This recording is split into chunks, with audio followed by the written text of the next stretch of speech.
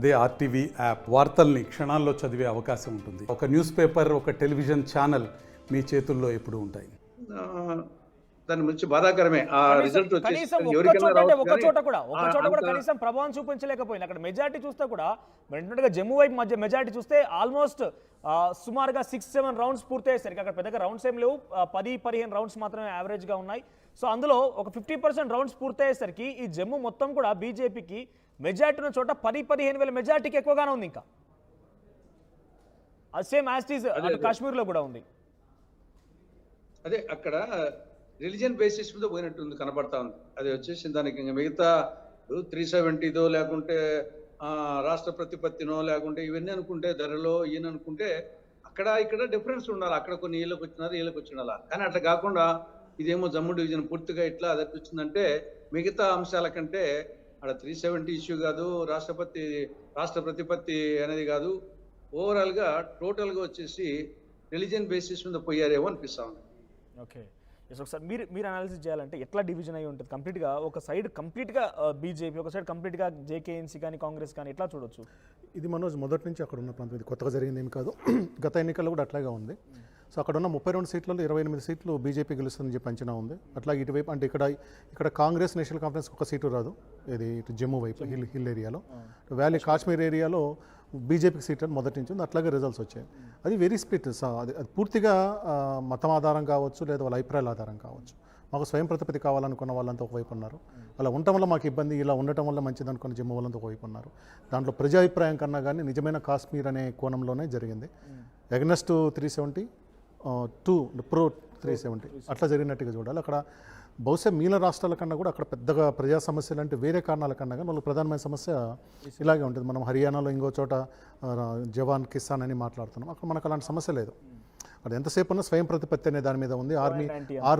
Army ప్రభావం, army control ఎంతవరకు పెరుగుతుందో దాని మీదనే ఉంది. సో మొత్తము స్థానిక రిప్రజెంటేటివ్ ఎమ్మెల్యేస్ మినిస్టర్లు కాకుండా మొత్తం అధికారులే నడుపుతారు అన్న దాని మీదనే నడుస్తూ ఉంది. అదే స్పష్టంగా జమ్మూలో చేంజెస్ చూస్తున్నాం. ఇక్కడ 52కు వెళ్ళింది సంఖ్య. ఎన్సీ ప్లస్ కాంగ్రెస్ 52గా ఉన్నాయి, లీడ్స్లో కొనసాగుతున్నాయి. తర్వాత బీజేపీ విషయానికి వస్తే BJP 27, PDP 5, others 6. So Jammu Kashmir మీద అంత పెద్ద ఎగ్జైట్మెంట్ అదంతా ఏం కనిపించదు, ఎందుకంటే గత 2 గంటల నుంచి అట్లాగే ఉంది. ఇంకా అది మారదు. మనకు ఒకటి లెఫ్టినెంట్ గవర్నర్ ఇచ్చిన 5 మంది నామినేట్ ఎమ్మెల్యేలు చూసుకున్నా అంటే 95 అవుతారు. 95 అయినప్పుడు వీళ్ళకి 48 సీట్లు కావాలి. సో అది ఇచ్చినా కానీ 48 వీళ్ళు దాటుకొని పోతానే ఉన్నారు. కూటమి జేకే అండ్ కాంగ్రెస్ కూటమి కొడుతుంది. ఇంకా అది మారదు. అంటే ఇక్కడ మనకు మొదటి 2 గంటల్లో 2 సార్లు మారుతూ ఉంది హర్యానాలో, వేరేజ్ జమ్మూ కాశ్మీర్లో మాత్రం అట్లాగే స్టేబుల్గా పోతా ఉంది. కాబట్టి జమ్మూ కాశ్మీర్ ఫలితాలు ఇంకా అయిపోయినట్లుగానే ఇన్ఫాక్ట్ మనం హర్యానా గురించి మాట్లాడుకున్నా, ఉత్తరప్రదేశ్ రాజస్థాన్ ప్రభావం ఆ బార్డర్లో చాలా క్లియర్ కనబడుతుంది, బీజేపీ ఇన్ఫ్లుయెన్స్ కనబడుతుంది. హిమాచల్ హర్యానా పంజాబ్ సంబంధించి ఆ పైన బార్డర్లో కనబడుతుంది. సో ఎట్లా చూడాలి అంటే ఏ బేసిస్ మీద ఈరోజు ఈ రకమైన రిజల్ట్స్ మనం చూస్తున్నామంటే ఏం చెప్తారు మీరు? ఒకటి, బీజేపీ చాలా బాగా ఎలక్షనీరింగ్ చాలా బాగా చేసింది. వాళ్ళకి తెలుసు ప్రజా వ్యతిరేకత ఉంది, ఓడిపోతున్నామని అంచనాతోనే వాళ్ళు పనిచేశారు. ఓడిపోతామని అంచనా చేయడంలో వాళ్ళు ఫ్రీగా ఎక్కడ క్యాండిడేట్ ఇక్కడ పెట్టి, ఇప్పుడు వాళ్ళు జాట్స్ ఉన్న దగ్గర నాన్ జాట్స్ని పెట్టారు. 27 మంది జాట్స్ ఉన్న దగ్గర 27 నియోజకవర్గాల్లో జాట్స్ ఉంటారంటే 13 మంది ఓబీసీలను తీసుకొచ్చి పెట్టారు. అట్లాగే తర్వాత రావ్ ఇంద్రజిత్ సింగ్ మన Gurgaon MLA, Gurgaon MP plus minister ఉన్నారు. ఆయన వైశాఖ కమ్యూనిటీకి సంబంధించిన ఆయన, వాళ్ళ ఫాదరు మనకు హర్యానా సీఎంగా చేస్తున్నారు. వాళ్ళు కొంత క్యాస్ట్ మొబిలైజేషన్ చేయగలిగారు, ఇండస్ట్రియల్ సంబంధించిన వాళ్ళు మొబిలైజ్ చేయగలిగారు. అంటే సోషల్ ఇంజనీరింగ్ బాగా చేసింది, ఎలక్షనీరింగ్ బాగా చేసింది. ఆ మార్జిన్స్ ఎక్కడైతే మనకు మార్జిన్స్ మీరు ఇందాక చెప్తున్నట్టుగా కాంగ్రెస్ గెలిచే దగ్గర మార్జిన్ ఎక్కువ ఉంది, బీజేపీ దగ్గర మాకు ఉంది. ఆ మార్జిన్ని జాగ్రత్తగా వీళ్ళు హ్యాండిల్ చేయగలిగారు. ఆ మార్జిన్ నిలబడితే బీజేపీ నిలబడుతుంది, ఆ మార్జిన్ పడిపోతే బీజేపీ పడిపోతుంది. ఒకవేళ బీజేపీ ఈ మార్కింగ్ చూస్తున్నట్టుగా 48 ఆల్రెడీ మ్యాజిక్ ఫిగర్ దాటేసింది. సో ఇది కంటిన్యూ అయినా కూడా పెద్దగా డిఫరెన్స్ ఏం కనిపించట్లేదు. అంటే అక్కడ ఏదైతే అత్యధికంగా మనం ఆ సీట్స్ చూస్తున్నాం మెజారిటీ అనేది కేవలం కొన్ని 5,000 లోపుగానే ఉన్నాయి. మనం ఇంకొక 3 రౌండ్లు చూడాలండి, 8 నుంచి 9 రౌండ్ల వరకు వస్తే కానీ మనం ఒక పూర్తి అభిప్రాయానికి రాలేము. సో ప్రజెంట్ మనం చూస్తే కనుక అంబాలా కంటోన్మెంట్ ఇంకా స్టిల్ ఇండిపెండెంట్ అభ్యర్థికే ఆవిడే కొనసాగుతున్నారు, చిత్రా సర్వరా కొనసాగుతున్నారు, మెజారిటీ కొనసాగుతున్నది. సుమారుగా 900 ఓట్ల మెజారిటీ కొనసాగుతోంది. ఇప్పటికీ ఆ కాన్స్టిట్యున్సీలో అనిల్ విజ్జున కాన్స్టిట్యున్సీలో సుమారుగా 6 రౌండ్లు పూర్తయ్యాయి, ఇంకా 10 రౌండ్లు ఉంది. 6 రౌండ్ల వరకు కూడా సుమారుగా 2వ రౌండ్ నుంచి మనం చూస్తున్నాం శివ గారు, అది మారట్లేదు, కాన్స్టెంట్ కొనసాగుతోంది. ఇంకా ఇట్లా మనం చూసుకుంటూ రౌండ్ లో కూడా అనిల్ విజ్ లీడింగ్ లో రాలేదు, 6 రౌండ్లో బిహైండ్ ఉన్నాడు కాబట్టి అది కొంచెం. ఒకసారి మనం జులానాకు సంబంధించి చూస్తే జులానా సేమ్ 8 రౌండ్లు పూర్తయ్యేసరికి సుమారుగా 800 ఓట్ల మెజార్టీతో వినేష్ ఫోగట్ ముందు కొనసాగుతున్నారు as per election commission of India ఇచ్చిన ప్రకారంగా. ఇప్పుడు ఆమె మూడో రౌండ్లో 3000 వెనక బిహైండ్ ఉన్నారు. ఐదో రౌండ్కి 8 నుంచి అంటే 6000 ప్లస్ 1600 7600 ఆమె దాటుకొని వచ్చినట్టు 8 రౌండ్లకే. అంటే రౌండ్కి 15 ఒక 1100 1200 దాటుకొని వచ్చినట్టు. ఇంకా ఆల్మోస్ట్ అందులో అక్కడ చేంజ్ కనిపిస్తుంది. అవును, అక్కడ ఆల్మోస్ట్ ఇంకొక 8 రౌండ్లు ఉన్నాయి. కానీ ఆమె 3000 మైనస్ నుంచి 8000 ప్లస్కి వచ్చింది. అవును. ఎస్ తులసిరెడ్డి గారు, సో ఎట్లా విశ్లేషించవచ్చు జమ్మూ కాశ్మీర్లో? ఎస్, ఒకసారి మనం జమ్మూ కాశ్మీర్ చూస్తున్నాం, నెంబరింగ్స్ అన్ని మారుతున్నాయి. జమ్మూ కాశ్మీర్లో 53 ఎన్సీ ప్లస్ కాంగ్రెస్ ఉంది, బీజేపీ 26, బీజేపీకి 27 కాస్త 26గా మారింది నెంబర్. ఇక పీడీపీకి 3, అదర్ 6 చూస్తున్నాం. సో ఇక్కడ జమ్మూ కాశ్మీర్ పెద్ద ఎగ్జైట్మెంట్ ఏం లేదు. సో మీరు చెప్తున్నట్టుగా వన్ సైడ్గా బీజేపీ డైరెక్ట్, వన్ సైడ్గా జేకేఎన్సీ, ఆ తర్వాత కాంగ్రెస్ ఉన్నాయి. ఈ కొంత ఈ నెంబరింగ్స్ అనేది పెద్దగా ఎఫెక్ట్ చూపించి ఎగ్జాక్ట్గా మనకి ఎగ్జైట్మెంట్ క్రియేట్ చేయకపోయినా కూడా అది మంచి పద్ధతి ఏం కాకపోవచ్చు, మీరు విశ్లేషిస్తున్నారు ఓకే. కానీ హర్యానా గురించి ఏం మాట్లాడతారు? హర్యానాలో కూడా రాజస్థాన్, ఉత్తరప్రదేశ్ బార్డర్లో ఉన్నటువంటి ఆ నియోజకవర్గాలు మొత్తం కూడా బీజేపీలోకి వెళ్ళిపోయాయి. కంప్లీట్గా బీజేపీ గెలిచింది, అక్కడ కాంగ్రెస్ పెద్దగా ప్రభావం ఏం చూపించలేదు. సో హర్యానా, పంజాబ్కి సంబంధించి చూస్తే కనుక అక్కడ హిమాచల్ ప్రదేశ్, పంజాబ్ ఎఫెక్ట్ నార్థన్ సైడ్లో కనిపించింది. సో పక్క రాష్ట్రాలకు సంబంధించి ఆ విషయాలతోనే ఇంపాక్ట్ చూపించిందంటారా? చిన్న రాష్ట్రము, దానికి పెద్దగా వచ్చేసి ఆ పక్క ఈ పక్క అనే దానికంటే చిన్న రాష్ట్రం కాబట్టి ఓవరాల్గా వచ్చేసి 46 రావాలా. ఇప్పటికీ ఇంకా అనేక రౌండ్స్ ఉన్నాయి కాబట్టి స్టిల్ మనం వచ్చేసి మ్యాజిక్ ఫిగర్ పెద్ద difference BJP magic figure hold ఉండండి. మనం జమ్మూ కాశ్మీర్కి సంబంధించి బ్రేకింగ్ చూస్తున్నాం. ఇల్తిజా ఓటమిని అంగీకరించారు, ప్రజల తీర్పును గౌరవిస్తున్నట్టు ప్రకటించేశారు ఆవిడ. సో జమ్మూ కాశ్మీర్లో బ్రేకింగ్ చూస్తున్నాం మనం. ఈసారి పోటీకి దూరంగా ఉన్నారు మెహబూబా ముఫ్తీ. ఆవిడ కూతురు ఇల్తిజాని పోటీలో నిలిపారు. అయితే ఆవిడ ఓటమిని అంగీకరించి కౌంటింగ్ కేంద్రం నుంచి వెళ్ళిపోయినట్టు తెలుస్తోంది. కేవలం 4 స్థానాల్లో మాత్రమే పీడీపీ ప్రభావం చూపించగలిగింది. పీడీపీ చీఫ్ మెహబూబా ముఫ్తీ కూతురు ఇల్తిజా ఓటమిని అంగీకరించి వెళ్ళిపోయారు. సో పీడీపీ పార్టీ 5 స్థానాల నుంచి తగ్గిపోయి ఇప్పుడు కేవలం 3కే పరిమితమైంది. 3 స్థానాల్లో మాత్రం మనం పీడీపీ చూస్తున్నాము. సో దాంట్లో ఇల్తిజా ఓటమి అంకరించి వెళ్ళిపోయినట్టు తెలుస్తోంది. Yes, coming back to you. ఎట్లా చెప్తారు తులసిరెడ్డి గారు, ఈ బార్డర్ సంబంధించి ఇతర రాష్ట్రాల ప్రభావం అక్కడ చూపించిందని అంటే ఎంతవరకు అది ఇంపాక్ట్ చూపించుంటుంది? అది ఓవరాల్గా డెఫినెట్గా వచ్చేసి ఇప్పుడు అక్కడ రైతాంగం ఆ పక్కైనా ఈ పక్కైనా అర్బన్ ఏరియాస్ ఒకటి ఉంటుంది, గ్రామీణ ప్రాంతాలందరూ ఎక్కువ రైతాంగమే కాబట్టి రైతాంగ సమస్యలు ఎక్కువ పనిచేయాలా. తర్వాత వచ్చేసి మిగతా అధిక ధరలు, తర్వాత ఈ యొక్క నిరుద్యోగము, తర్వాత యాంటీ ఇంకంబెన్సీ 10 ఏళ్ల పాటు అధికారం ఉన్నది కాబట్టి అధికారం ఉండే వాళ్ళకి అడ్వాంటేజ్ డిసడ్వాంటేజ్ ఉంది. డిసడ్వాంటేజ్కి 10 ఏళ్ళు ఉన్నట్టు 10 ఏళ్ళు ఉన్నప్పుడు ఉన్నాడు కాబట్టి కొంచెం మార్పు కోరుకుంటారు ప్రజలు అనేది ఉంటుంది. కానీ 10 ఏళ్ళ అధికారం ఉన్నప్పుడు మంచి చేసిన కూడా అధిక అవకాశం ఉంటుంది కాబట్టి ఆ కోణంలో కూడా ఆలోచించాలి మనము. పొద్దుసము ఇప్పుడు నవీన్ పట్నాయక్ వచ్చేసి దాదాపు 25 ఏళ్ళ తర్వాత వచ్చేసి యాంటీ గవర్నమెంట్ వచ్చింది, అంతవరకు వచ్చేసి పాజిటివ్గా పనిచేసింది కాబట్టి ఒకసారి పాజిటివ్ కూడా పనిచేసే అవకాశం ఉంది యాంటీతో పాటు. కానీ ఎన్నికో ఇక్కడ నాకు తెలిసి కాంగ్రెస్కి రావాల్సిన ఓట్లు మిగతా పార్టీస్ చీల్చినందువల్లనే ఈ పరిస్థితి వస్తుంది. ఇప్పటికీ నాకు దాని మీదనే ఉంది. అయినప్పటికీ ఇంకా హోప్స్ ఉన్నాయి, ఇంకా రౌండ్స్ ఉన్నాయి కాబట్టి మెజారిటీలు కూడా బీజేపీకి ఎక్కువ లేవు కాబట్టి స్టిల్ కాంగ్రెస్కి వచ్చేసి లైట్గా మార్జిన్ కాడికి రావచ్చునేమో అనిపిస్తుంది ఇప్పుడు కూడా. ఎస్, ఇప్పటి వరకు 50% కంటే కూడా రిజల్ట్స్ తక్కువగా ఉన్నాయి. ఇంకా 50% అనౌన్స్ కావాల్సి ఉంది. ఇంకా 50% ఓటింగ్ రిజల్ట్స్ అనౌన్స్ కావాల్సి ఉంది. రిజల్ట్స్ చూస్తే మనం కాంగ్రెస్ పార్టీ నుంచి హర్యానా 36 సీట్స్లో లీడింగ్లో ఉంది. ఇక బీజేపీ 48, జేజేపీ 0, ఐఎన్ఎల్డి 1 స్థానంలో లీడింగ్లో ఉంది. అదర్స్ ఇండిపెండెంట్కి సంబంధించి 5 స్థానాల్లో. ఇక్కడ జమ్మూ కాశ్మీర్ గురించి పెద్దగా ఇక బీజేపీకి అంత పెద్ద ఎక్స్పెక్టేషన్స్ ఉండకపోవచ్చు. చాలా మేజర్ డ్రాస్టిక్ డిఫరెన్స్ అయితే కనబడుతోంది. సుమారుగా half of the seats difference కనబడుతుంది. కానీ హర్యానా గురించి మాత్రం డెఫినెట్గా అటు కాంగ్రెస్ పార్టీ ఎక్స్పెక్ట్ చేస్తోంది. ఎందుకంటే ఆ లీడ్ కొనసాగుతుంది. ఒకసారి 38, 40, 42 వరకు రీచ్ అవుతోంది. మ్యాజిక్ ఫిగర్ బీజేపీ తగ్గిపోయి మళ్ళీ పెరుగుతోంది. ఇంకా ఆల్మోస్ట్ 50% రిజల్ట్స్ అనౌన్స్ కావాల్సి ఉంది. ఈ 50%లో ఇంకా రిజల్ట్స్ తారుమారే అవకాశమే ఎక్కువగా కనబడుతోంది. సో రిజల్ట్స్ ఫైనల్ అయ్యేసరికి కాంగ్రెస్ పార్టీ మీకున్నటువంటి అనాలిసిస్ ప్రకారంగా, మీ పార్టీ అక్కడ పనిచేసిన తీరు ప్రకారంగా ఎంత ఎక్స్పెక్ట్ చేయొచ్చు? మీకు నమ్మకం ఉందా? దగ్గర వస్తాం నమ్మకం ఉంది. ఇప్పుడు 2019 ఫలితాలు వచ్చేసి బీజేపీకి 40, కాంగ్రెస్కు 31, జేజేపీకి 10, హెచ్ఎల్పీ 1, ఇండిపెండెన్స్ 7, అదర్స్ 1. కాబట్టి అప్పుడు కూడా కాంగ్రెస్కి వచ్చేసి 31 వచ్చాయి. ఇప్పుడు కూడా వచ్చేసి బీజేపీకి పెరిగినాయి, కాంగ్రెస్కు పెరుగుతూ ఉన్నాయి. ఆ పెరగడంలో మ్యాజిక్ ఫిగర్ 46కి వచ్చేసి బీజేపీ దాటుతుందా, కాంగ్రెస్ దాటుతుందా? ఇద్దరికి 2 పార్టీలకు ఓటు పెరుగుతున్నాయి. ఆ పెరగడంలో ఇక్కడ తగ్గిపోయింది వచ్చేసి బీజేపీకి ఇంకొకటి పెరిగింది. బీజేపీకి 49 లీడింగ్ లో ఉండేది, ఇప్పుడు కాస్త 50 అయిపోయింది. హలో, బీజేపీకి 49 సీట్స్ లీడింగ్ లో ఉండేది, ఇప్పుడు 50 అయింది. కాంగ్రెస్ కి 36. అంటే బీజేపీ మెల్లమెల్లగా పుంజుకుంటోంది. 43కి వరకు వచ్చింది, మళ్ళీ అది సుమారుగా 7 స్థానాల్లో పుంజుకుంది. 46 కంటే 3 ఎక్కువ ఉన్నాయి. కాబట్టి ఆ 3 మార్పు రావడం అనేది ఈ నేపథ్యంలో ఇంకా రౌండ్స్ ఉన్నాయి కాబట్టి వచ్చే అవకాశాలు ఉన్నాయి. కాబట్టి 46 మ్యాజిక్ ఫిగర్, 49 ఉన్నాయి. ఒక 3 ఎక్కువగా ఉండేది కాబట్టి ఆ ఫిగర్ మారేదానికి అవకాశం ఉంది. జస్ట్ ఇక్కడ 36-50.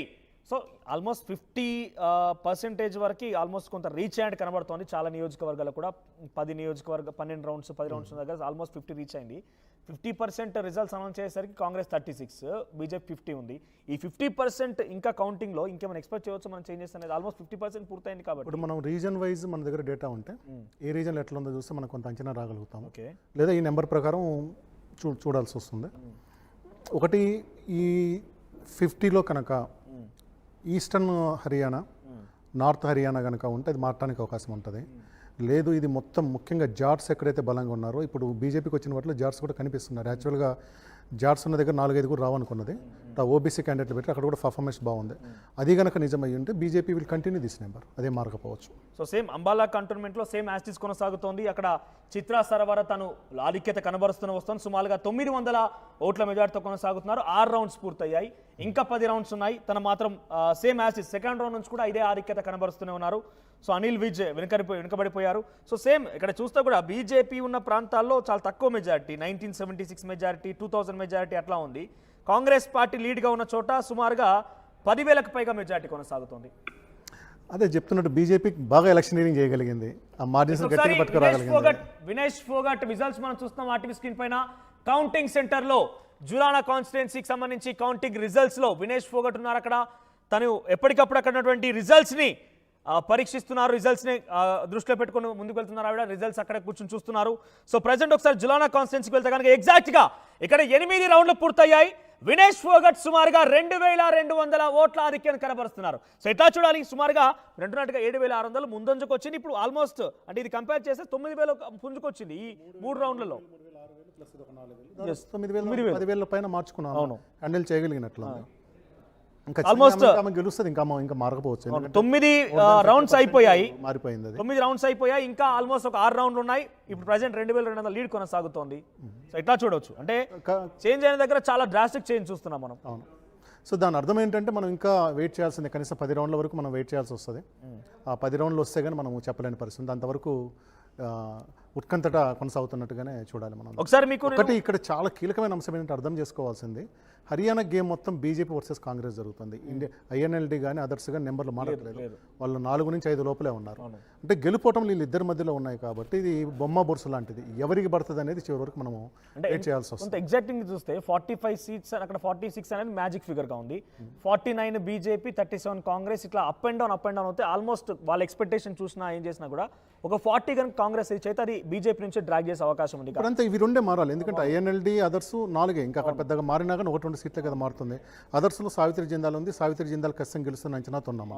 సో ఇంకా 2 సీట్లు ఉన్నాయి, ఆ 2 సీట్లోనే పెద్ద మార్పు ఏమి రాదు. అంటే ఇప్పుడు ఇక్కడ చూపించినట్టుగా 9-10 సీట్లు, కాశ్మీర్లో ఉన్నట్టుగా 10 సీట్లు ఇక్కడ కనుక ఉంటే అదర్స్కి వాళ్ళకి ఇలా మారుతుంది. మనకి ఇప్పుడు ఇది ముఖాముఖి పోటీ, కాంగ్రెస్కి బీజేపీ ముఖాముఖి పోటీ. రౌండ్కి మారితే ఫలితాలు వీళ్ళిద్దరి మధ్యనే మారుతాయి కాబట్టి మూడో మనిషి రాడు, మూడో పార్టీ. కొన్ని మీ దృష్టికి తీసుకొస్తాను నేను. బీజేపీ ఇంద్రి నియోజకవర్గంలో అక్కడ బీజేపీ లీడ్లో ఉంది, కేవలం 64 ఓట్లు మాత్రమే. ఇక ఇట్లా 100ల సంఖ్యలో ఉన్న నియోజకవర్గాలు కొన్ని 10ల సంఖ్యలోనే ఉన్నాయి. ఇక గరౌండా నియోజకవర్గంలో 470 ఓట్ల తేడాతోని బీజేపీ అభ్యర్థి ముందంజలో కొనసాగుతున్నారు. తర్వాత ఫాతిమాబాద్లో కూడా బీజేపీ అది 400 500 అయినా ఎలా ఉంది కన్సిస్టెంట్గా ప్రతి రౌండ్కి 10 ఓట్లు పెరుగుతూ వస్తున్నాయా లేదా ఒకసారి పైకి పోయి మారుతూ వస్తుందా ఆ చేంజ్ బీజేపీ ఓవర్కమ్ చేసిన ఇప్పుడు ఎక్కడైతే మనం చూసాం ఇందాక 44-40 వరకు కాంగ్రెస్ రీచ్ అయింది. ఈ డ్రాస్టిక్ చేంజ్ ఎప్పుడైతే ఫ్లిప్ అవుతుందో నెంబరింగ్ అనేది అక్కడ మెజారిటీ కేవలం 400-300 మాత్రమే ఆ కనబడుతుంది. కర్వ్ ఆ చేంజ్ కర్వ్ కనుక మనకు చూడగలిగితే అంటే ఎట్లా మారుతుంది రౌండ్ అని చూస్తే దాన్ని బట్టి మనం ఒక అభిప్రాయం రాగలుగుతాం. 44 వరకు వచ్చింది. నా ఒపీనియన్ ఏంటంటే ఇది స్టిల్ బీజేపీ సీట్లు తగ్గాయి. Congress 37, BJP 49 and INLD others మాత్రం తేడా లేదు. కేవలం టఫ్ ఫైట్ అంతా కూడా నా ఉద్దేశంలో ఇది ఇద్దరికి సమాన అవకాశాలు ఉన్న గేమ్. ఇది గేమ్ అయిపోలేదు హర్యానా. ఓకే, స్టిల్ ఇది ఇంకొక 3 రౌండ్ల వరకు జరుగుతుంది. ఇద్దరికి సమాన అవకాశాలు ఉన్నది. Okay. So up and down చూస్తున్నాం మనం. ఇందాక ఇక్కడ చాలా క్లియర్గా అనౌన్స్ మనం చేసేది ఏంటంటే కాంగ్రెస్ పార్టీ 40 రీచ్ అయింది. ఈ 40 కాస్త ఇప్పుడు 37 అయింది. అటు బీజేపీ చూస్తే 45 నుంచి 49 అయిపోయింది. అంటే ఈ 3 సీట్స్ ఏదైతే మార్జిన్ ఫ్లిప్ అవుతున్నాయి అటు ఇటుగా, ఇక్కడ కేవలం 100లోనే మెజార్టీ ఉంది. నేను చెప్పినట్టుగా ఇందాక ఇందిరా నియోజకవర్గం కానివ్వండి, ఫతేబాద్ కానివ్వండి, ఈ నియోజకవర్గాల కేవలం 100ల సంఖ్యలో మెజార్టీ ఉంది. రౌండ్కి ఇటు అటుగా మారుతుంది. కాంగ్రెస్ పార్టీ ఒక రౌండ్ లీడ్ ఉంటుంది, బీజేపీ ఒక రౌండ్ లీడ్లో ఉంటుంది. అంటే చివరి రౌండ్ వరకు కూడా ఉత్కంఠభరితంగా రిజల్ట్స్ వచ్చే అవకాశం ఎక్కువ కనబడుతోంది. ఇక్కడ సుమారుగా 3-4 గంటలుగా చూస్తున్నాం చాలా స్లోగా రిజల్ట్ ప్రక్రియ అనౌన్స్మెంట్ అవుతోంది.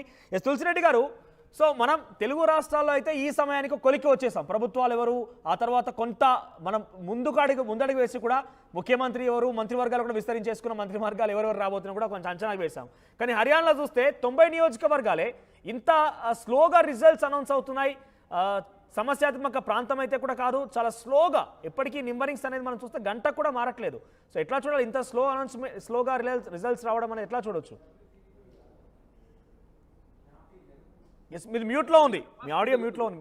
కొంచెం స్లోగా ఉంటుంది. 12 అయింది నాకు తెలిసి 1 గంట లోపల అయిపోతుంది. గంటే డిఫరెన్స్ వచ్చేసి అంత మనము ఎక్స్ట్రాడినరీ డిలే అని చెప్పడానికి లేదు. 12 కదా, 1 గంటకల్లా అయిపోతుంది. ఇంకా 50% కావాల్సి ఉంది, ఇంకా 50% రిజల్ట్ అనౌన్స్ కావాల్సి ఉంది. కేవలం ఇప్పటివరకు 50% మాత్రమే. 9 రౌండ్లు అయిపోయినాయి. ఇంకా 6 రౌండ్లు ఉన్నాయి. ఇంకా ఫాస్ట్ గా జరుగుతుంది. తర్వాత వచ్చేసి ఇంకా 1 గంట 1:30 మ్యాక్సిమం వచ్చేసి అయిపోతుంది. నాకు తెలిసి మెజారిటీలు కాంగ్రెస్ కు బాగా మెజారిటీ ఉన్నాయి, బీజేపీ మెజారిటీ తక్కువగా ఉన్నాయి. కాబట్టి రౌండ్స్ ఇంకా 6 రౌండ్లు ఉన్నాయి. కాబట్టి డెఫినెట్ గా వారు చెప్పినట్లు ఈక్వల్ ఛాన్సెస్ ఇప్పుడు ఇద్దరికి ఈక్వల్ ఛాన్సెస్ ఉన్నాయి. కాబట్టి లాస్ట్ వరకు టగ్ ఆఫ్ వార్ గానే ఉంటుంది, నువ్వు అనేట్టుగా ఉంటుంది. సో ఇక్కడ పోటీ ఎలా బీజేపీ కాంగ్రెస్ నెంబరింగ్స్ అనేది బీజేపీ కాంగ్రెస్ మధ్య ఉన్నాయి. మనం కంబ్యాక్ టు జమ్మూ కాశ్మీర్ దగ్గర చూస్తే 4-5 అట్లా కనబడుతున్నాయి. కాబట్టి అక్కడ ఏమన్నా ఇండిపెండెంట్ నుంచి ఏదో ఒక పార్టీకి ప్లస్ మైనస్ అవుతుందని అవకాశం ఉండొచ్చు. కానీ హర్యానాలో పరిస్థితి లేదు. ఐఎన్ఎల్డి 1 కాన్స్టాంట్ గా ఉంది. మొదటి నుంచి కూడా ఫస్ట్ రౌండ్ నుంచి అదే కాన్స్టాంట్ కొనసాగుతోంది. అదర్స్ కూడా 3 అట్లాగే కొనసాగుతున్నాయి. ఇక్కడ చేంజ్ అలా కాంగ్రెస్ బీజేపీ ఫైటే ఉంది. సో ఏమాత్రం ఈ 100ల సంఖ్యలో ఉన్నటువంటి ఆ మెజారిటీ మనం ఎన్నో ఎలక్షన్స్ చూసాం, చివరి నిమిషం వరకు కూడా ఉత్కంఠభరితం కొనసాగుతాయి. అది రూరల్ కొన్ని సిచ్యువేషన్లో అయితే గ్రామ పంచాయతీల స్థాయి వరకు రిజల్ట్స్ తారుమారే అవకాశం ఉంటుంది. ఆ ఒక కాన్స్టిట్యున్సీ ఒక రౌండ్లో కూడా పూర్తిగా ఫ్లిప్ అయ్యే అవకాశం ఉంటుంది. సో అటువంటి సిచ్యువేషన్ ఇక్కడ ఉంటుంది అనుకుంటున్నారా? ఆ అవకాశాలు ఉన్నాయి. ఎందుకంటే మెజారిటీలు బీజేపీకి తక్కువగా ఉన్నాయి. కాబట్టి కాంగ్రెస్ ఉండే సీట్లు ఇంకా పోయేదానికి కాంగ్రెస్ మెజారిటీ బాగుంది. కాబట్టి ఆడ పెద్ద తగ్గినా కానీ అంతో ఇంతో మైనస్ లోకి పోయే పరిస్థితి ఉండదు. ఇక్కడ కొంచెం తేడా వచ్చినా కానీ ఆ పక్క పడే ఓటు ఈ పక్క అన్నప్పుడు మిగతా పార్టీలకు లేదు. కాబట్టి డెఫినెట్ గా ఇంకా 6 రౌండ్లు ఉన్నాయి. కాబట్టి బీజేపీకి తక్కువ మెజారిటీ ఉన్నాయి. కాబట్టి కాంగ్రెస్ కి వచ్చేసి దీంట్లో టిల్ట్ కాంగ్రెస్ వైపు ముఖ్య అవకాశాలు ఉన్నాయి. Still chances are there Congress.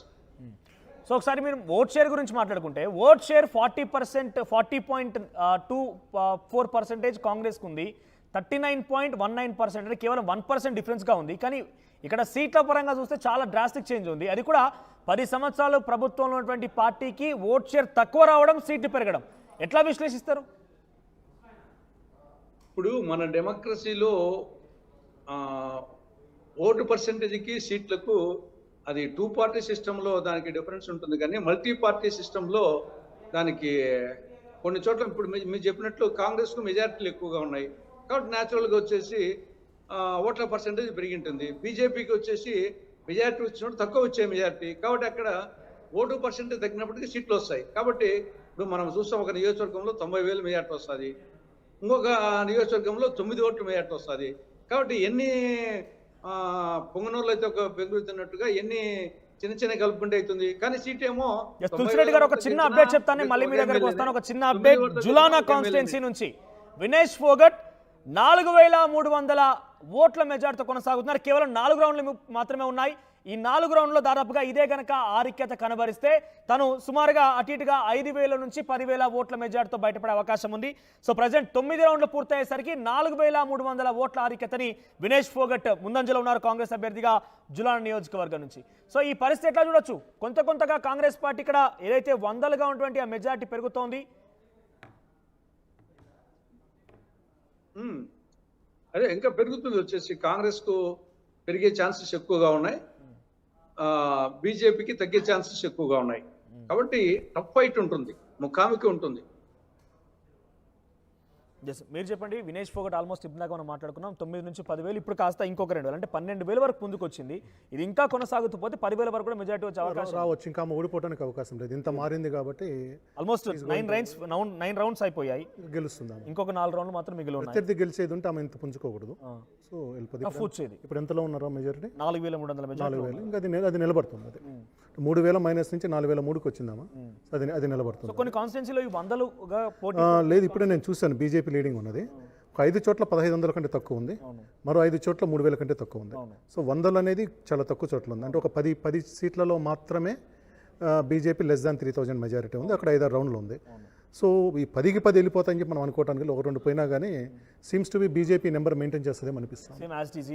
ఈ నెంబర్లో ఒక 45-45 వరకు మెయింటైన్ చేస్తుందేమో అనిపిస్తుంది. సో మీరు చెప్తున్నట్టుగా 3,000 మెజారిటీ కొనసాగిస్తున్న ఆ కాన్స్టిట్యుయెన్సీలో ఇంకొక 4-5 రౌండ్లు కౌంటింగ్ ఉందని అంటే ఏమైనా చేంజ్ అయ్యే అవకాశం? అంటే 10కి 10 పోతాయి అనుకోలేము. 10లో ఒక 2-3 పోతాయి అనుకోవచ్చు, లేక 4 పోతాయి అనుకోవచ్చు. సో అక్కడ 45 వరకు బీజేపీ ఖచ్చితంగా బీజేపీ బలం 42-44 మధ్యలో బీజేపీ బలం కనిపిస్తుంది చూస్తుంటే. 40-44 అంటే మ్యాజిక్ ఫిగర్ కన్నా తక్కువనే, ఇంకా తక్కువ. అంటే అంతవరకు అయితే ఖచ్చితంగా పైన నిలబడవచ్చు. మనం అనుకున్నట్టు ఒక 10-15 సీట్లు అయితే పోయే పరిస్థితి కనపట్లేదు. బీజేపీ ఏం జరిగినా ఇంకా 40 సీట్ల పైన వచ్చే అవకాశం కనీసం వీళ్ళు 39-40 వరకు హిట్ చేయగలుగుతారా? వస్తుంది, అంతే వస్తుంది. 40కి వస్తుంది. సో ఇప్పటి వరకు కాన్స్టెంట్ కంటిన్యూ చేస్తే 40, వీళ్ళు 40, వాళ్ళు 45, మిగిలిన వాళ్ళకి 3-4 వస్తుంది. అంటే ఇది దగ్గరగా వస్తుంది. ఈ ఇప్పుడున్న నెంబర్స్ ప్రకారము, అంటే నేను చూసుకున్న డేటా ప్రకారం బీజేపీకి హైహండ్నెస్ ఉంది. బీజేపీ నిలబడుతుంది. నిలబడుతుంది ఆల్మోస్ట్ హర్యానాలో అట్లాగా అనిపిస్తుంది. ఇంకేదో ఇందనగా విఘ్నేష్ పోగొట్టు మారినట్టు అంత మారితే చెప్పలేము, కానీ సాధారణ మార్పు రీత్యా చూస్తే బీజేపీకి నిలబడుతుంది అనిపిస్తుంది. సో హర్యానాలో కొంత బీజేపీ ఇదే రకమైనటువంటి నెంబరింగ్స్ కనుక కంటిన్యూ చేస్తే దాదాపుగా బీజేపీ అక్కడ నిలబడే ఛాన్స్ ఎక్కువగా ఉంది. ఎందుకంటే యాజ్ పర్ డాటా చూస్తే కనుక ఎలక్షన్ కమిషన్ ప్రకటించిన రిజల్ట్స్ కనుక చూస్తే 100ల సంఖ్యలో, అంటే 1,500 లోపుగా ఉన్నటువంటి ఆ నెంబరింగ్స్ చూస్తే, 1000కి లోపుగా ఉన్నటువంటి ఆ నెంబరింగ్స్ చూస్తే కనుక ఒక 3 కాన్స్టిట్యున్సీలో 1000కి లోపుగానే ఉన్నాయి. అక్కడ చాలా టఫ్గా నడుస్తోంది, నెక్ టు నెక్ ఫైట్ నడుస్తోంది కాంగ్రెస్ బీజేపీ మధ్యలో. మరొక 1,500 లోపు ఆ ఓట్ల మెజారిటీ కనుక చూస్తే మరొక 2 నియోజకవర్గాలు, అంటే ఓవరాల్గా 3,000 లోపు 2,500 లోపు ఉన్నటువంటి నియోజకవర్గాలు, ఆ మెజారిటీ కొనసాగిస్తున్న నియోజకవర్గాలు ఒక 10 సంఖ్యలో ఉన్నాయి. ఆ 10 సంఖ్యలో నియోజకవర్గాల్లో మహా అయితే అటు ఇటుగా టఫ్ ఫైట్ కొనసాగిన చిట్ట చివరి వరకు పోరాడితే ఆ రకంగానే ముందుకు వెళ్తే కనుక 2-3 నియోజకవర్గాలు అటు ఇటు ఫ్లిప్ అయ్యే అవకాశం ఉంది. అంటే ఈ కాంగ్రెస్ నెంబరింగ్ 37 నుంచి కాస్త 38-39 అయ్యే ఛాన్సెస్ ఉన్నాయి. కానీ మేజర్గా ఇక్కడ మనటువంటి ఆ సీనియర్ అనలిస్ట్ చెప్తున్నటువంటి ప్రకారంగా 49 కాస్త 46-47గా వాళ్ళు కంటిన్యూ చేసే అవకాశం ఉంది. ఇక హర్యానా మొత్తం కూడా కాషాయం వైపుగా మరలే అవకాశమే ఎక్కువ కనబడుతోంది. అంటే ఇక్కడ ఎలక్షన్ ఇంజనీరింగ్లో ఎప్పుడు కూడా బీజేపీ చాలా పకడ్బందీగా చాలా బాగా చేసుకుంటూ అనుకోవాలి. ఈ నెంబరు ఇప్పుడు కూడా దాదాపు 2% కాంగ్రెస్కి ఎక్కువ ఉంది. 41 చిల్లర 41.2 ఎంతో కాంగ్రెస్కి ఉంది, 39,000 ఉంది. అంటే కాంగ్రెస్కి జనాలు వేసారు, 41% వేసారు. కానీ నీకు మార్జిన్, నీకు ఎక్కడ ఎక్కువ మార్జిన్ వస్తుంది మనం చూస్తుంది, అది కాంగ్రెస్ 10-15 వేల మెజార్టీ ఉంది, దాదాపు 20 సీట్లలో. వీళ్ళకి అన్నంత మెజార్టీ లేదు, కానీ దే ఆర్ విన్నింగ్ నెంబర్స్. ఇది నెంబర్స్ గేమ్ తప్పితే ఓట్ల గేమ్ కాదు కదా. ఎవరికి ఎక్కువ ఓట్లు వస్తే వాళ్ళు సీఎం ఇది కాదు కదా. సో బీజేపీ చాలా బాగా ఎలక్షనీరింగ్ చేసినట్టుంది. మరి వాళ్ళ స్ట్రాటజిస్ట్ ఎవరు ఉన్నారో చూసుకోవాలి, దీనికి చాలా బాగా పనిచేశారు. ఓకే, తక్కువ మెజారిటీ ఉన్నా కూడా ఎక్కువ స్థానాల్లో గెలిచింది బీజేపీ అంటే ఇక్కడ ఎలక్షనీరింగ్ అంటే 2018 కర్ణాటక ఎన్నికలు నాకు గుర్తుకొస్తుంది. అక్కడ కూడా కాంగ్రెస్ ఈజీ గెలుస్తుంది, ఓట్లు ఎక్కువ వచ్చాయి, కానీ సీట్ల దగ్గరకు వచ్చేసరికి బీజేపీ కంటే తక్కువ వచ్చింది. బీజేపీ ఆ రోజు మైనార్టీనే, కానీ స్టిల్ వాళ్ళ సింగిల్ లార్జెస్టే గవర్నమెంట్ ఫామ్ చేశారు అన్నమాట. బాగా ఎలక్షనింగ్ చేసినట్టుగా మనం దాన్ని చూడాలి. రెండోది ఆప్ కలవకపోవటం అనేది ఇంకొంత ఇబ్బందిగా చూడాల్సి ఉంటుంది. మళ్ళీ చేంజ్ చూస్తున్నాం మనం. ఇక్కడ 49 ఉంది బీజేపీకి. అయితే బేసిక్గా ఎక్కడైతే ప్రభుత్వాలు ఏర్పాటు అవుతాయో ఆ ప్రభుత్వాలు ఏర్పాటయ్యే చోట 1-2% ఓటింగ్ షేర్ ఎక్కువగానే ఉంటుంది కంపారిటివ్లీ అటు ప్రతిపక్షంగా ఉన్నటువంటి పార్టీ కానీ సెకండ్ లార్జెస్ట్ పార్టీ కానీ ఇక్కడ ఓటింగ్ షేర్ తగ్గి అక్కడ సంఖ్య పెరుగుతోంది, అక్కడ సీట్ల సంఖ్య పెరుగుతుందని అంటే అది డెఫినెట్గా పార్టీకి ఒక శుభ పరిణామం అనుకోవాలి. ముఖ్యంగా ఇందాక జర్నలిస్ట్ చెప్తున్నట్టుగా, సీనియర్ జర్నలిస్ట్ అనలిస్ట్ చెప్తున్నట్టుగా అక్కడ చాలా క్లియర్గా ఎలక్షన్ ఇంజనీరింగ్ చాలా బాగా జరిగింది. అంటే వాళ్ళు ఇక్కడ చాలా పకడ్బందీగా ఓట్ల కోసం చూడలేదు, విన్నింగ్ ఫ్యాక్టర్ కోసం ప్రయత్నం చేసి తక్కువ ఓట్లైనా కూడా అక్కడ సీట్లను పెంచుకునే ప్రయత్నం చేశారు. సో మనం చూస్తున్నాం బీజేపీ అక్కడ సెలబ్రేషన్ స్టార్ట్ చేసింది. బీజేపీ పటాసులు పేల్చి స్వీట్లు పంచుకుంటున్నారు. మొదట్లో మనం ఇక్కడ కాంగ్రెస్ పార్టీ ఉత్సవాలు చేయడం చూస్తున్నాము. సో కానీ ఇప్పుడు మనం చూస్తే కనుక హర్యానాలో బీజేపీ హవా కొనసాగుతున్న నేపథ్యంలో బీజేపీ అక్కడ సంబరాలు చేసుకోవడం మొదలు పెట్టేసింది. సో ఇది ఏకతాటిగా హ్యాట్రిక్ కొట్టేసిందని చెప్పొచ్చు. హ్యాట్రిక్ కొట్టేసింది హర్యానాలో బీజేపీ అనే విషయంగా మనకి నెంబరింగ్ చూస్తే అర్థమవుతోంది. ఇంకా ఎలక్షన్ రిజల్ట్స్ అని రావాల్సి ఉంది. చాలా నియోజకవర్గాల్లో కూడా సుమారుగా కొన్ని నియోజకవర్గాలు 10 రౌండ్లు రావాల్సి ఉంది. కానీ ఏ మాత్రం వచ్చినా కూడా బీజేపీ ఎలక్షన్ ఇంజనీరింగ్ మనకు చాలా క్లియర్గా అర్థమవుతుంది. అక్కడ ఓటింగ్ షేర్ తక్కువగా ఉన్నా కూడా సీట్ల సంఖ్య పెరుగుతున్నాయనంటే ఎటువంటి ఎలక్షన్ ఇంజనీరింగ్ పాల్గొందని మనకు చాలా క్లియర్గా అర్థమవుతుంది. సో ఎటువంటి ప్రక్రియ ఫాలో అయింది అనుకుంటున్నారు ఇక్కడ మీరు? ఒకటి ఓబీసీ మీకు జాట్ కన్నా కానీ ఓబీసీకి ఎక్కువ సీట్ ఇవ్వటం నెంబర్ 1 పాయింట్. సో ఓబీసీని నమ్ముకుంది, ఓబీసీ ఫలితం కనిపిస్తూ ఉంది. ముఖ్యంగా ఏదైతే సైని ఉన్నాడో అతని వర్గం ఒకటి. రెండోది రావ్ ఇంద్రజిత్ సింగ్ మనకు గుర్గావ్ నుంచి ఎంపీ మినిస్టర్ ఉన్నాడు. వాళ్ళు వైశ్య కమ్యూనిటీ సంబంధించిన వాళ్ళు, యాదవ్ కమ్యూనిస్ట్కి సంబంధించిన వాళ్ళు. సో ఈ రెండు ఎక్కడైతే టార్గెట్ క్లిక్ చేయాలో అక్కడ టార్గెట్ క్లిక్ చేసి కరెక్ట్గా పెట్టుకొని వర్కౌట్ ఈక్వేషన్స్ అన్ని వర్కౌట్ అవి రెండు బాగా. ఒకసారి మనం రఘునాథ్ బాబు దగ్గరికి వెళ్దాం. ఎస్, బీజేపీ సీనియర్ లీడర్ ఆయన రఘునాథ్ బాబు గారు. సో ఎట్లా చూస్తారు? మీకు ఓట్ షేర్ చూస్తే కనుక ఓట్ షేర్ తక్కువగానే ఉంది కంపారిటివ్లీ కాంగ్రెస్తో కంపేర్ చేస్తే. కానీ సీట్ల సంఖ్య చూస్తే చాలా డ్రాస్టిక్గా 12-13 స్థానాలు ఎక్కువగా ఉన్నాయి. సో ఇది మీ పార్టీకి శుభపరిణామంగా అభివర్ణిస్తున్నారు. సో ఎట్లా ఎక్స్పెక్ట్ చేస్తారు మీరు? ఎలక్షన్ ఇంజనీరింగ్లో చాలా బాగా చేశారనేది ఒకటి తెలుస్తోంది. తప్పకుండా ఇది మాకు ఘన విజయం. ఎందుకని అంటున్నానంటే ఇది 2 సార్లు అక్కడ అధికారంలో ఉండి 3వసారి అధికారంలోకి రావటం. రెండోది పోయిన ఎన్నికల్లో 5 ఏళ్ల క్రితం 40 స్థానాలే వచ్చినాయి, పూర్తి మెజార్టీ రాలా. అప్పుడు ఐఎన్ఎల్డి కలుపుకుని గవర్నమెంట్ ఫామ్ చేసాం. కానీ ఇవాళ సొంతంగా దాదాపు 50 ఇప్పటికీ సరే 45 వచ్చినా అది 46 వచ్చినా ఇదివరకటి కంటే పెరిగినట్టే కదా. మూడవది కేవలం 10 సంవత్సరాల క్రితం హర్యానాలో బీజేపీ స్థానం 3వ స్థానం. అక్కడ ఫైటు ఐఎన్ఎల్డికి కాంగ్రెస్కి ఉండేది హిస్టారికల్గా. అటువంటి పరిస్థితి నుంచి వాళ్ళ బీజేపీ ఒక తన స్థానాన్ని మా స్థానాన్ని సుస్థిరం చేసుకోవటమే కాదు, ప్లస్ 3వసారి గెలవటం. మనం ఈ మధ్య ఒక 20-25 ఏళ్ల హిస్టరీలో చూస్తే 3 సార్లు వరుసగా గెలిచినటువంటి రాష్ట్రాలు దాదాపు లేనట్టే అనుకోవాలి. అదేంటి అరుదు, ఒరిస్సా లాంటి ఏదన్నా ఉన్నా అడుగు ఓడిపోయారు కాబట్టి ఇక లేవు అనుకోవాలి. అది కాంగ్రెస్కి అయితే అసలు లేదు. కాబట్టి ఏ రకంగా చూసినా వాళ్ళకి ఇది కేంద్రంలో ఉన్నటువంటి మా అధికార మోడీ గారికి ఇది ఒక ఘన విజయం. ఎట్లాగంటే మొన్న జరిగిన పార్లమెంట్ ఎన్నికల కన్నా ఇప్పుడు బెటర్ రిజల్ట్ రావటం ఒకటి. రెండోది అసలు ఎన్ని బాబు గారు ఇక్కడ మీకు కొంత హ్యాపీ న్యూస్ కావచ్చు. ఎందుకంటే ఇక్కడ 49 సీట్స్ ఉన్నాయి, ఓట్ షేర్ తగ్గింది కానీ సీట్ల సంఖ్య పెరిగింది. కానీ ఇక్కడ ఎగ్జాక్ట్గా మనం రిజల్ట్స్ వరకు చూస్తే కనుక 50% ఇంకాగా ఉంది. ఎస్, ఒకసారి చూస్తున్నాం బ్రేకింగ్ న్యూస్లో హర్యానాలో అక్కడ ఆప్ ఆద్మీ పార్టీ పూర్తిగా కూడా 0కి పడిపోయింది. పంజాబ్లో ప్రభుత్వం ఏర్పాటు చేసింది, ఢిల్లీలో కూడా చాలా గతంలో మంచి మెజారిటీ సాధించింది. అక్కడ మనం పంజాబ్ చూస్తే కనుక పంజాబ్లో రైతుల ఎఫెక్ట్ ఆమ్ ఆద్మీ పార్టీకి చాలా పాజిటివ్ అయింది అనుకున్నారు. కానీ ఇక్కడ హర్యానాలో చూస్తే కనుక కేవలం 1%తోనే ఆమ్ ఆద్మీ పార్టీ మిగిలిపోవాల్సి వచ్చింది. ఎన్నికలపై ఆమ్ ఆద్మీ పార్టీ ఫోకస్ చేయలేకపోయిందని చాలా క్లియర్గా అర్థమవుతోంది. 2014-19 ఎన్నికల్లో ఖాతా తెరవనటువంటి ఆ పార్టీ కాస్త ఇప్పుడు చూస్తే చాలా ఎఫెక్ట్ చూపించింది. హర్యానాలో ఏమాత్రం కూడా ప్రభావం చూపించలేకపోయింది. ఈ ఫలితాలు రాబోయేటువంటి ఢిల్లీ పైన కూడా ఎఫెక్ట్ పడే అవకాశం ఉందా అనే ఒక అంచనా వేస్తున్నారు. పంజాబ్లో గెలుపు తర్వాత హర్యానాపై ఆ ఫోకస్ చేసింది. కాంగ్రెస్తో చర్చలు విఫలం కావడంతో ఒంటరిగానే పోటీ చేసింది. 89 స్థానాల్లో పోటీ చేసి ఖాతా తెరవలేకపోయింది ఆమ్ ఆద్మీ పార్టీ. కేవలం 1.53%గానే ఓట్ షేర్ సాధించింది ఆమ్ ఆద్మీ పార్టీ. ఇక కేజ్రీవాల్ అరెస్టుతో ఆప్కి మైనస్ అయిందా, ఎన్నికలపై ఫోకస్ చేయలేకపోయిందా అనే అనుమానాలు వ్యక్తమవుతున్నాయి.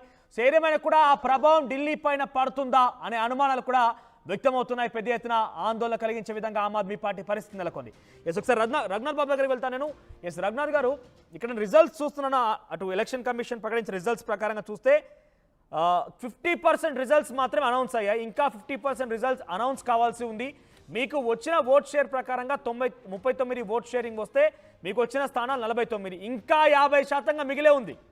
సో ఏమైనా కావచ్చు, ఇంకా సీట్లు ఆ నెంబరింగ్ చేంజ్ అయ్యే అవకాశం కూడా ఉండొచ్చు. సో ఈ సీట్ల చేంజింగ్ అనేది ఇంకా 50% ఉంది. కాబట్టి ఇదే రకంగా మీరు కొనసాగిస్తారన్న నమ్మకం ఉందా? చాలా ఎక్కువ ఉంది కాబట్టి ఏదైనా మారితే 3-4 సీట్లు మారచ్చు, నేను కాదంటలా. కానీ ఏంటి ఓవరాల్గా చూసుకుంటే మాకైతే పూర్తి నమ్మకం ఉంది. మళ్ళీ అదేంటి 46 పైన గెలుస్తామని. రెండోది, ఇందాక మీరు ఆమ్ ఆద్మీ గురించి మాట్లాడారు. కూడా ఆమ్ ఆద్మీ మీద ఉన్న భ్రమలు తొలగిపోయినాయి. ఒకప్పుడు అది ఈ ఆనెస్టీ అనేటటువంటి పాయింట్తో, ఆ చీపురు కట్ట సింబల్తో వాళ్ళు వచ్చారు. కానీ వాళ్ళు కూడా ఏంటి కాంగ్రెస్కి వాళ్ళకి ఏం తేడా లేదు. వాళ్ళు కూడా కాంగ్రెస్లో ఒక మొక్కే మీరు కొన్ని టెక్నికల్ సమస్య ఉంది, ఆడియో కరెక్ట్గా రావట్లేదు. అలాగా నేను స్టూడియోలో గెస్ట్ దగ్గరికి వెళ్తాను. ఎస్, అంటే ఆమ్ ఆద్మీ పార్టీ ఇక్కడ చూస్తున్నాం అట్టర్ ఫ్లాప్ అయిపోయింది. ఆమ్ ఆద్మీ పార్టీ ఢిల్లీ తర్వాత, ఆ రైతు ఉద్యమాల తర్వాత పంజాబ్లో కాంగ్రెస్ పార్టీని కొలగొట్టేసి ఆమ్ ఆద్మీ పార్టీ అక్కడ కిరీటాన్ని జెండా ఎగరేసింది. ఇప్పుడు హర్యానాలో సేమ్ రైతుల సపోర్ట్ ఉంటుందేమో కొంత ఎక్స్పెక్ట్ చేసి ఇండివిజువల్గా వాళ్ళు వెళ్ళారు. కాంగ్రెస్ పార్టీని పట్టించుకోలేరు. 1% ఓట్ షేర్ ఉంది. 1% ఓట్ షేర్ కూడా కాంగ్రెస్ పార్టీ నుంచే వాళ్ళు డైవర్ట్ చేసినట్టుగా కనబడుతోంది. సో వాళ్ళు ఇంత ఘోరంగా ఇక్కడ పూర్తిగా కొలాబ్స్ కూడా ఎట్లా చూడాలి? ఆమ్ ఆద్మీ పార్టీ ఎఫెక్ట్ ఢిల్లీ మీద పడే అవకాశం ఉందా? ఆమ్ ఆద్మీ పార్టీ పంజాబ్లో గెలవడానికి ఉన్న ఒక 4-5 కారణాలు. కారణం అక్కడ అధికారంలో దీర్ఘకాలం ఉన్న శిరోమణి అకాలీ దళ్ కానీ కాంగ్రెస్ నేతలు ఎవరు అధికారం అంటే వాళ్ళు డ్రగ్స్ వ్యాపారం చేశారు. ఎవరు అధికారం అంటే వాళ్ళు డ్రగ్స్ చేస్తారు. ఇక్కడైతే ఎవరు అధికంటే వాళ్ళు మనకు మామూలుగా రోడ్డు వర్కులు ప్రాజెక్టులు చేస్తారో అక్కడ డ్రగ్స్ అనేది స్టాండర్డ్గా ఉంది. ఏ పార్టీ అధికారం అంటే ఆ పార్టీ వాడికి అది మారిపోతుంది. ఆ డ్రగ్ డీలర్ మారిపోతాడు, చేసుకుంటాడు. దాని పట్ల సాధారణమైన జనాలు విపరీతమైన వ్యతిరేకత ఉంది. అంటే పంజాబ్ సమాజం డ్రగ్స్ వల్ల చాలా ఇబ్బంది పడింది. సో పేరెంట్స్ అంతా పిల్లల గురించి ఇబ్బంది పడుతున్న పరిస్థితుల్లో ఆప్ అనే పార్టీ వాళ్ళకు ఒక ఆశాకిరణంలా కనిపించింది. రెండోది, ఢిల్లీ ప్రాంతంలో ఉన్న పంజాబీ వ్యాపారులు కానీ మనుషులు కానీ వీళ్ళందరూ కూడా ఇక్కడ ఆప్ సపోర్టర్లు ఉన్నారు. వాళ్ళందరూ కూడా కొన్ని సంవత్సరాల ముందు వెళ్ళి పంజాబ్లో పనిచేసుకుంటూ వచ్చారు. దానివల్ల వాళ్ళు అది బాగా చేసుకురాగలేరు. పాయింట్ 1. హర్యానాకు వచ్చేటప్పటికి వీళ్ళకి పక్కనే ఉన్నా కానీ వీళ్ళకు సపోర్ట్ చేసే ఏ వర్గము కూడా లేదు. వీళ్ళకి ఒక ఎజెండా లేదు హర్యానాలో ఎలాంటి అక్కడ యాంటీ డ్రగ్స్ అని ఒక ఎజెండా ఉంది, యాంటీ కరప్షన్ ఒక ఎజెండా ఉంది. ఇక్కడ వీళ్ళకి ఎజెండా లేదు. ఇప్పుడు ఇతను కేజ్రీవాల్ జైల్లో పెట్టడం కరెక్ట్ అవునా కాదా ఈ చర్చ ఎంత జరుగుతున్నా కానీ ఇది నాన్ కరప్ట్ అనేది మాత్రం అయితే అక్కడ ఏమీ లేదు. వీళ్ళు కూడా అధికారం వచ్చి ఎంత కొంత చేస్తారో అన్నట్టుకున్నారు. ఉద్యోగులు లేదు అట్లా. ఇక్కడ నిరుద్యోగం మీద వీళ్ళు ఎప్పుడు కూడా పోరాటం చేసే పార్టీలు ఏం కాదు. వీధి పోరాటాలు, ధర్నాలు, రాష్ట్రాలు చేసేది కాదు. హర్యానాలో 47 పరీక్షలు రద్దు చేసింది గవర్నమెంట్. 2 లక్షల ఉద్యోగాలు ఖాళీగా ఉంటే ఇది ఒక 10-12 వేలు ఫిల్ చేశారు. 47 సార్లు వివిధ పరీక్షలు రద్దయినాయి. బీజేపీ ఎంత వ్యతిరేకత వచ్చి ఉండాలి దానికి. అలాంటిది కూడా రాలేదు అంటే ఇక్కడ తెలంగాణలో కేసీఆర్ ప్రభుత్వం పడిపోవటానికి టాప్ 5 రీజన్స్లో పరీక్షలు రద్దు కావడం. ఒకటి ఉద్యోగాలు ఇవ్వకపోవడం అయితే పెట్టిన పరీక్షలు రద్దు కావడం అనేది ప్రధానమైన కారణం.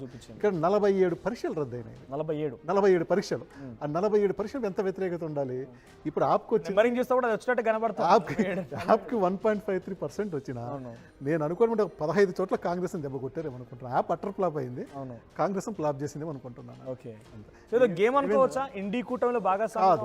గేమ్ ఏమి కాదు. కేజ్రీవాల్ నేను ఎదగాలనుకుంటాడు, ఆల్టర్నేట్ నాయకుడు ఎదగాలంటే. ఒకవేళ ఇక్కడ మనం అనుకుంటే కనుక గతంలో ఇదే చర్చలు మనం చేసినప్పుడు కానీ ఆమ్ ఆద్మీ పార్టీ బీజేపీకి సంబంధించిన యాంటీ ఓటింగ్ ని కాంగ్రెస్ నుంచి లాక్కోవచ్చు, కానీ బీజేపీ ఓటింగ్ ఫెచ్చింగ్ కోసం దాన్ని చీల్చాలని ఒక భాగంగానే ఆమ్ ఆద్మీ పార్టీ కాంగ్రెస్ విడివిడిగా పోటీ చేశామని ఒక చర్చ జరిగింది. ఇప్పుడు రిఫ్లెక్ట్ కాలేదు ఇక్కడ. సరే, ఎప్పుడు కూడా అధికార పార్టీ వేరు పార్టీలతో పోటీ చేయించి యాంటీ ఇన్కంబెన్స్ లేక యాంటీ గవర్నమెంట్ ఓటుని చీలుస్తుంది. అవును, అదే. కానీ ప్రతిపక్షాలు విడిపోయి యాంటీ గవర్నమెంట్ ఓటుని ఎట్లా కలుపుకోగలుగుతారు? మీరు పలానా పార్టీని ఓడగొట్టాలి, గవర్నమెంట్ ఓడిపోవాలనుకున్నప్పుడు మిగిలిన పక్షాలను ఏకమైతే ప్రభుత్వ వ్యతిరేకత ఓటు అంతా ఇంకోటి మీకు పడుతుంది. మరి వీళ్ళు మరిన్ని వీడియోస్ కోసం ఛానల్ ని సబ్స్క్రైబ్ చేయండి, లేటెస్ట్ అప్డేట్స్ కోసం వాట్సాప్ ఛానల్ ని ఫాలో చేయండి, అండ్ లింక్ డిస్క్రిప్షన్ లో ఉంది.